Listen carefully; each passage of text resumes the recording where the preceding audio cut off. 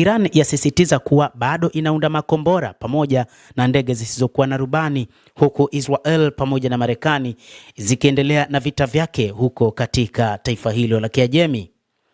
Iran ambayo inajibu mashambulizi dhidi ya Marekani na Israel imesema inaendelea na utengenezaji wa makombora. Msemaji mkuu wa jeshi la Iran ameonya kwamba wakati huu wanazidi kutengeneza makombora mazito, lakini pia wanazidi kuboresha makombora yao ambayo yamefanya kazi katika kipindi hiki. Iran hata hivyo imetishia kulenga maeneo ya burudani na kitalii duniani kote ambayo ni mali ya Marekani na Israel, na kusisitiza kuwa bado inaunda makombora mazito. Hayo yalielezwa na jeshi la Iran wakisema kwamba bado wanaendelea na mashambulizi, lakini pia ni katika kulipa kisasi mauaji ya kiongozi mkuu Ayatollah Al-Khamenei na viongozi wengine wa nchi ya Iran wa kijeshi pamoja na kisiasa. Iran ilifyatua makombora kuelekea Israel na maeneo ya nishati katika mataifa ya jirani ya Ghuba ya Kiarabu, huku nchi nyingi za eneo hilo zikiadhimisha moja ya sikukuu takatifu zaidi katika kalenda ya Kiislamu, sherehe ya Eid al-Fitr.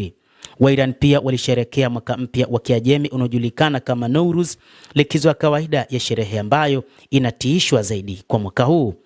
Kwa taarifa kutoka Iran, imesema haikuwa wazi na ni kiasi gani cha uharibifu wa silaha za nyuklia au nishati iliyopata tangu vita vilipoanza mnamo Februari 28 na hata ni nani aliyeongoza nchi. Lakini Iran imeonyesha bado ina uwezo wa kufanya mashambulizi ambayo yanasonga dhidi ya Marekani na Israel, kadhalika kulipa kisasi kwa namna ambayo inashambuliwa. Marekani na Israel zimetoa hoja zinazobadilika kwa ajili ya vita hivyo, kutokana na matumaini ya kuzusha vuguvugu la kupindua uongozi wa Iran hadi kuondoa mipango yake ya nyuklia na makombora.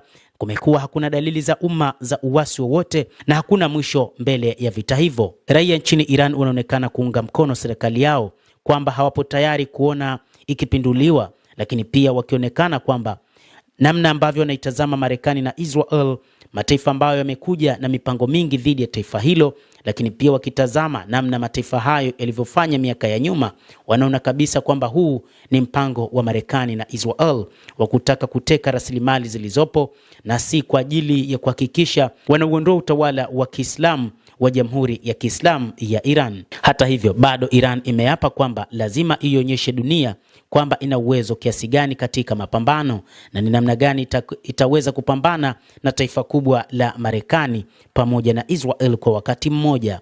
Msemaji mkuu wa jeshi la Iran ameonya kwamba mbuga, maeneo ya burudani na vivutio vya watalii duniani havitakuwa salama kwa maadui wa Tehran. Tishio kutoka kwa Jenerali Abdul Faz Shekarchi liliongeza wasiwasi kwamba huenda Iran ikarejea